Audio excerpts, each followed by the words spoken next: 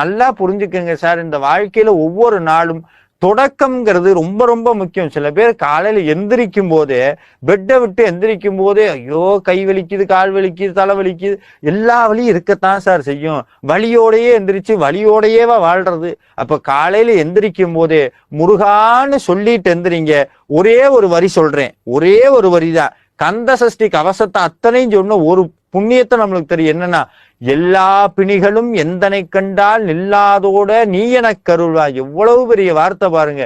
இந்த ஒரு வார்த்தையை சொல்லுங்க, முருகா நீ இருக்கும்போது எனக்கு என்ன குறை வர போகுதுன்னு காலையில எந்திரிக்கும் போதே முருகனையோ இல்ல உங்களுடைய குலதெய்வத்தையோ இல்ல உங்களுக்கு விருப்பமான தெய்வத்தை நினைத்து கொண்டு இந்த நாள் பூரா என் கூட துணையாருன்னு சொல்லி இறைவனை நினைத்து கொள்ளுங்கள். நினைப்பதுதான் வழிபாடு, மிகச்சிறந்த பரிகாரம். இறைவனை நினைப்பது. மனிதனுடைய மனம்ங்கிறது அழுக்குகளால் ஆனதுதான். அதுல நல்லதும் இருக்கும், கெட்டதும் இருக்கும். அது எல்லாமே கலந்த ஒரு வித்தியாசமான கலவை. அதற்குள்ள முருகப்பெருமான் பேசுவாரா பேச மாட்டாரா, நம்ம நிறைய பாவம் பண்ணிட்டோமே, என்கிட்ட முருகன் பேச மாட்டாரேன்னு கவலைப்பட வேண்டாம். இந்த ஒரு பாடல் நம்மளுடைய நிலைமையை முருகன் இடத்துல ஒரு கிளி மாறி போய் சொல்லுது. அது என்ன பாட்டுன்னா, ஏது பிழை செய்தாலும் ஏழையேனுக்கு இறங்கி தீது புரியாத தெய்வமே, நீதி தலைக்கின்ற திருப்போரூர் தனிமுதலே, நாயேன் பிழைக்கின்றவாறு நீ பேசு தெய்வமே.